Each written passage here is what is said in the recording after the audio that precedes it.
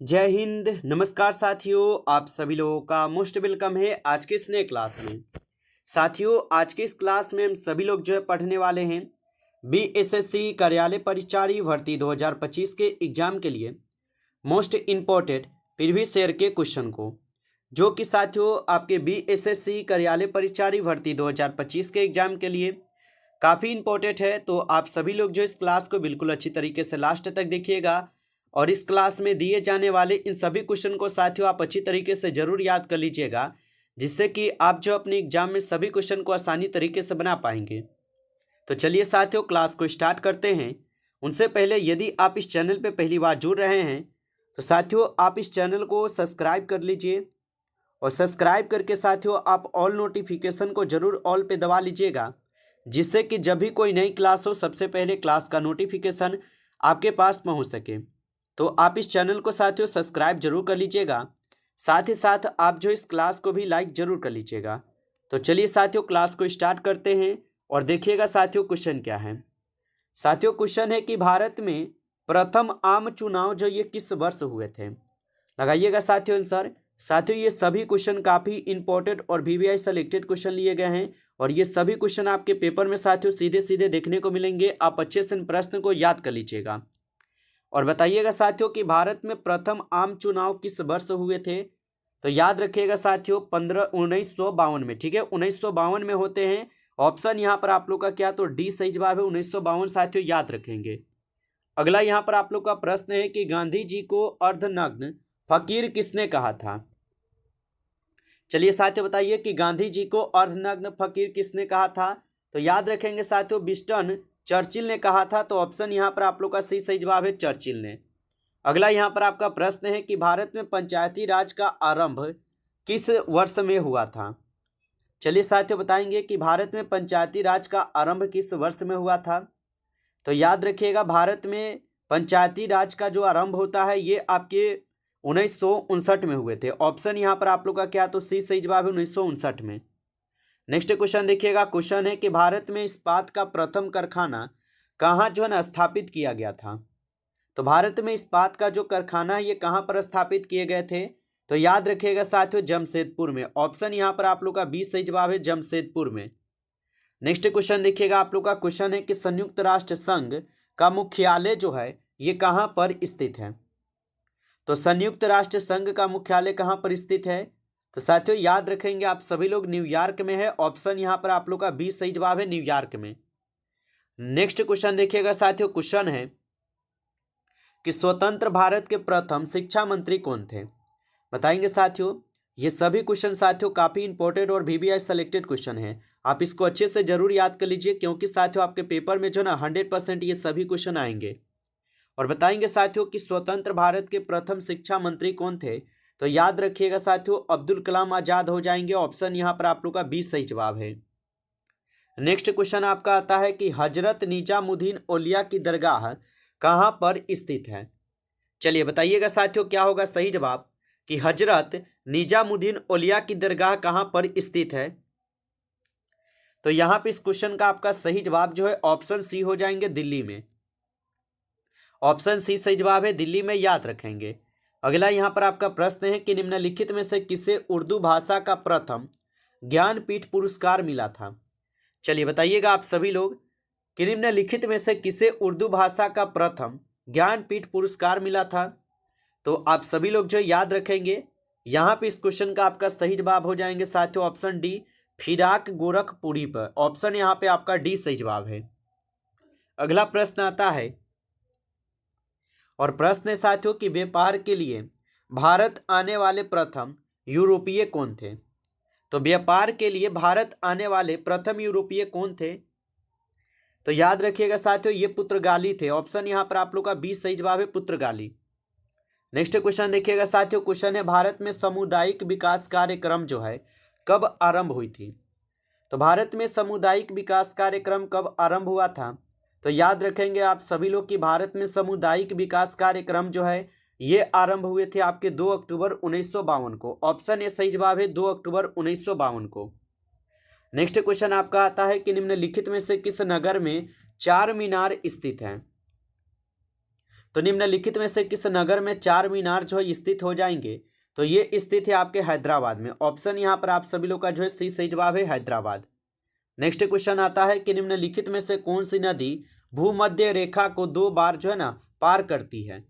चलिए साथियों बताएंगे कि निम्नलिखित में से कौन सी नदी है जो कि भूमध्य रेखा को 2 बार पार करती है? तो याद रखिएगा साथियों, ये हो जाएंगे कांगो नदी। ऑप्शन यहाँ पे बी सही जवाब है, कांगो नदी। अगला क्वेश्चन आपका आता है कि दूध की शुद्धता की जांच किस यंत्र से की जाती है?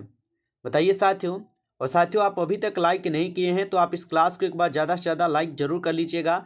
और चैनल पे पहली बार जुड़ रहे हैं तो आप इस चैनल को भी सब्सक्राइब करके आप ऑल नोटिफिकेशन को जरूर ऑल पे दबा लीजिएगा, जिससे कि जब भी कोई नई क्लास हो सबसे पहले क्लास का नोटिफिकेशन आपके पास पहुंच सके। तो आप इस चैनल को साथियों सब्सक्राइब कर लीजिएगा। और यदि अभी तक आपको पीडीएफ नहीं मिला है तो साथियों आप कमेंट करके जरूर बताइएगा। और बताइएगा साथियों कि दूध की शुद्धता जांच करने के लिए किस यंत्र की यहाँ पे प्रयोग की जाती है? तो याद रखेंगे साथियों, यहाँ पर हो जाएंगे किसका प्रयोग? तो लैक्टोमीटर का। ठीक है, ऑप्शन यहाँ पर आप लोग का सही जवाब है, लैक्टोमीटर हो जाएंगे। अगला क्वेश्चन देखिएगा, आपका क्वेश्चन है कि किसने खोज किया कि मलेरिया रोग मच्छर द्वारा संचारित होता है? तो किसने खोज किया कि मलेरिया रोग जो है ये क्या है?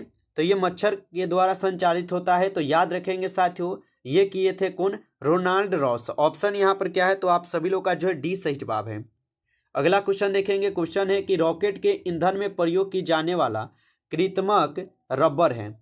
तो रॉकेट के ईंधन में प्रयोग की जाने वाला यहाँ पे कृत्रिम रबर कौन से हो जाएंगे? तो ये हो जाएंगे नियोप्रीन। ऑप्शन यहाँ पे सी सही जवाब है, नियोप्रीन होगा। अगला क्वेश्चन आपका आता है और क्वेश्चन है कि न्यूट्रॉन की खोज किसने की थी? चलिए बताइएगा आप सभी लोग कि न्यूट्रॉन की खोज किसने की थी? तो याद रखिएगा, न्यूट्रॉन की खोज किसके द्वारा की गई थी? तो जेम्स चैडविक के द्वारा न्यूट्रॉन की खोज की गई थी। ऑप्शन सी लगाए हैं तो सही जवाब है, जेम्स चैडविक हो जाएंगे। अगला क्वेश्चन देखेंगे, क्वेश्चन है दादा साहेब फाल्के पुरस्कार किस क्षेत्र में दिया जाता है? चलिए बताएंगे आप सभी लोग कि दादा साहेब फाल्के पुरस्कार किस क्षेत्र में दिया जाता है? तो ये आपके सिनेमा के क्षेत्र में दी जाती है। ऑप्शन सी सही जवाब है। नेक्स्ट क्वेश्चन है, उत्पादन की दृष्टि से भारत का प्रमुख खाद्यान्न है। बताइए आप सभी लोग कि उत्पादन की दृष्टि से भारत का प्रमुख खाद्यान्न कौन से हो जाएंगे? तो याद रखिएगा आप सभी लोग, ये चावल हो जाएंगे। ऑप्शन सी सही जवाब है, चावल। अगला क्वेश्चन देखेंगे साथियों, क्वेश्चन है कि केंद्रीय भवन अनुसंधान संस्थान जो है ये कहां पर स्थित है? तो केंद्रीय भवन अनुसंधान संस्थान कहां पर स्थित है? तो ये स्थित हो जाएंगे आपके रुड़की में। ऑप्शन यहाँ पर आप लोग का डी सही जवाब है, रुड़की में हो जाएंगे, याद रखिएगा। अगला क्वेश्चन आपका आता है कि योजना आयोग का पदेन अध्यक्ष कौन होता है? बताइए कि योजना आयोग का पदेन अध्यक्ष कौन होता है? तो योजना आयोग का पदेन अध्यक्ष होते हैं प्रधानमंत्री। याद रखिएगा, प्रधानमंत्री होते हैं। ऑप्शन ए सही जवाब है, याद रखिएगा। चलिए अगला क्वेश्चन देखिएगा, आपका क्वेश्चन है कि सूर्य सदैव पूर्व से निकलता है क्योंकि? तो सूर्य जो ये सदैव पूर्व से निकलता है क्योंकि पृथ्वी पश्चिम से पूर्व की ओर क्या तो घूमती है। तो ऑप्शन बी यहाँ पे सही जवाब है। चलिए नेक्स्ट क्वेश्चन देखिएगा, आपका क्वेश्चन है कि अर्जुन पुरस्कार किस क्षेत्र में दिया जाता है? चलिए साथियों बताएंगे कि अर्जुन पुरस्कार किस क्षेत्र में दिया जाता है।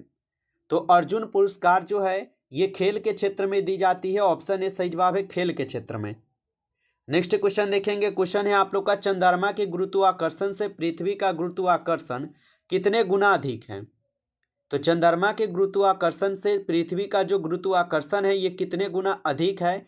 तो याद रखिएगा आप सभी लोग 6 गुना। ऑप्शन यहाँ पे आप सभी लोग का सही जवाब सी हो जाएंगे, 6 गुना। अगला क्वेश्चन आता है आप लोग का कि कबीर किनके शिष्य थे? चलिए बताएंगे आप सभी लोग साथियों कि कबीर जो ये किनके शिष्य थे?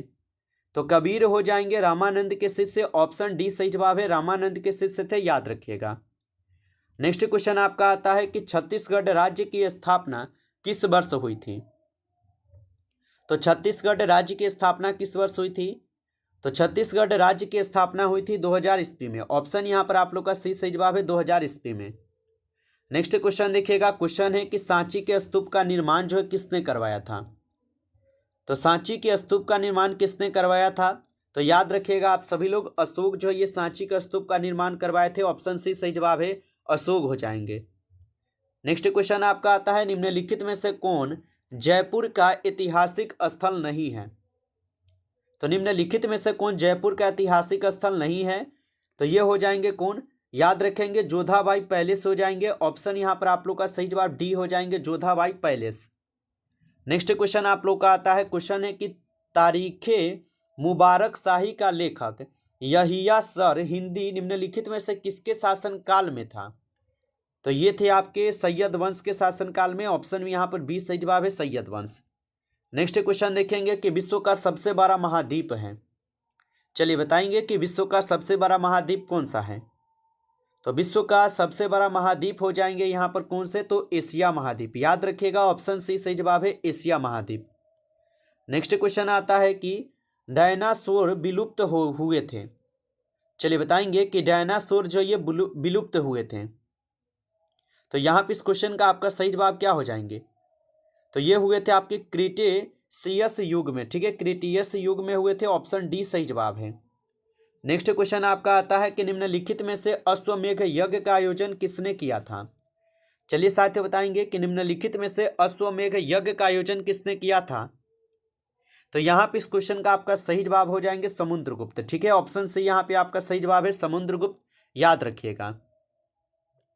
नमस्कार साथियों, इस क्लास में आपके 31 क्वेश्चन थे जो कि काफ़ी इंपॉर्टेंट और सिलेक्टेड क्वेश्चन थे ये सभी क्वेश्चन। साथियों यदि आपको ये क्लास अच्छा लगा हो तो आप जो इस क्लास को साथियों एक बार लाइक ज़्यादा से ज़्यादा जरूर कर लीजिएगा, और चैनल पे पहली बार जुड़ रहे हैं तो आप इस चैनल को भी सब्सक्राइब कर लीजिए, और सब्सक्राइब करके आप ऑल नोटिफिकेशन को ऑल पे दबा के जुड़ जाइएगा, जिससे कि जब भी कोई नई क्लास हो सबसे पहले क्लास का नोटिफिकेशन आपके पास पहुँच सके। तो आप इस चैनल को साथियों सब्सक्राइब कर लीजिएगा, और यदि आपको PDF चाहिए तो आप कमेंट करके जरूर बताइएगा। चलिए फिर मिलते हैं आपसे एक नई टॉपिक नेक्स्ट टॉपिक के साथ नेक्स्ट क्लास में। तब तक के लिए जय हिंद, जय भारत।